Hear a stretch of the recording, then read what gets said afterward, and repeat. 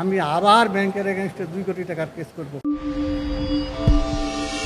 আপনারা নিশ্চয়ই অবগত আছেন এবং অনেক নিউজ করেছেন হরেনচন্দ্র নাথের ব্যাপারে, যিনি 1980 সালে সোনালী ব্যাংকে ক্যাশিয়ার কাম ক্লার্ক পদে জয়েন করেছেন। এরপরে উনি একটা প্রমোশন পেয়ে 1986 সালে ওনার চাকরি যায় মানি তছরূপের অভিযোগে, এবং মার্শাল্লাহ কোর্টে ওনার তখন একটা সাজাও হয়। মার্শাল্লাহ কোর্টে সাজা ভোগকালীন অবস্থায় সোনালী ব্যাংক ওনার বিরুদ্ধে টাকা আত্মসাৎ মামলা করেন। উনি জেলখানা থেকে এই মামলা উনি নিজে চালান, সেখানে মামলা জিতেছেন। সোনালী ব্যাংক আবার অ্যাপিল করেছে জজ কোর্টে, সেখানে উনি জিতেছেন। সোনালী ব্যাংক আবার ওনার বিরুদ্ধে হাইকোর্টে অ্যাপিল করেছেন, সেখানে উনি জিতেছেন।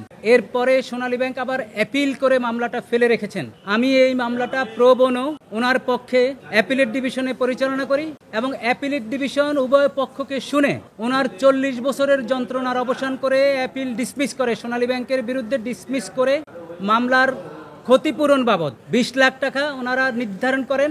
এটাকে আমরা বলি কস্ট, অর্থাৎ মানুষকে মিথ্যা মামলা ভুয়া মামলা দিয়ে হয়রানি করার জন্য সাধারণত আদালতে কস্ট দেওয়া হয়। তবে বাংলাদেশে একটি সরকারি ব্যাংক সোনালী ব্যাংকের বিরুদ্ধে এই কস্ট ইম্পোজ একটি যুগান্তকারী পদক্ষেপ। এই কারণে বলি, আমাদের দেশে মামলা এত বেশি শুধু কস্ট ইম্পোজ না করার কারণে। যে কেউ এসেই মামলা করে, যে কেউ এসেই একজনকে হয়রানি করে। সুতরাং কস্ট ইম্পোজের মাধ্যমে সেদিন আপিল ডিসমিস করে। আপনারা নিউজ করেছেন এই হরেনচন্দ্র নাথের 40 বছরের অবসান। উনি বাসের কন্ট্রাক্টরে বাসের অফিসে টিকিট বিক্রি করে জীবন জীবিকা নির্বাহ করেছে।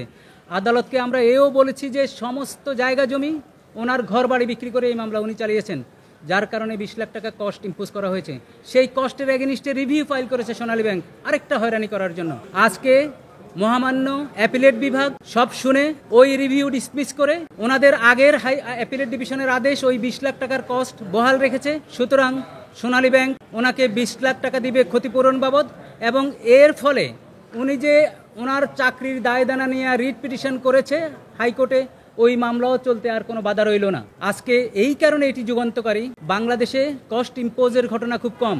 আমরা লয়ার হিসেবে দাবি করে এসেছি যে কস্ট ইম্পোজের মাধ্যমে যারা অহেতুক মানুষকে হয়রানি করে, সিটিজেনকে হয়রানি করে, তাদের কর্মচারীদেরকে হয়রানি করে, তাদের বিরুদ্ধে কস্ট ইম্পোজ করলে মামলার জট কমবে, মামলা কম হবে এবং এই কস্ট ইম্পোজের মাধ্যমে রুল অফ ল আপগ্রেড হবে।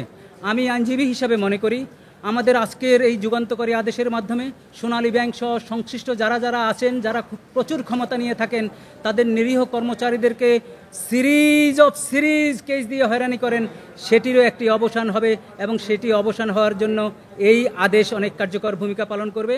ওনার বয়স 80-র উপরে। আমি আশা করি উনি জীবদ্দশায় ওনার উপর যে জুলুম হয়েছে সেই জুলুমের অবসান দেখে যাবে।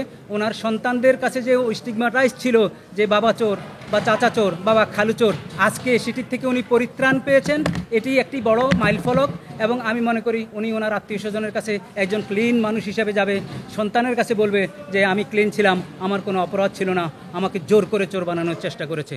আমি তো আমার জায়গা জমি তো সবই বিক্রি করেছি, আমার ফসলি সম্পত্তি বিক্রি করেছি 14-15 বিঘা, তারপরে আপনার ভিটা বাড়ি ঘর সব বিক্রি করে আমি ল্যান্ডলেস হোমলেস, যার জন্যে কোর্ট আমাকে আরো সুন্দরভাবে বিবেচনা করে 20 লাখ টাকা ক্ষতিপূরণ বাবদ দেওয়ার জন্য নির্দেশনা দিয়েছে সোনালী ব্যাংক।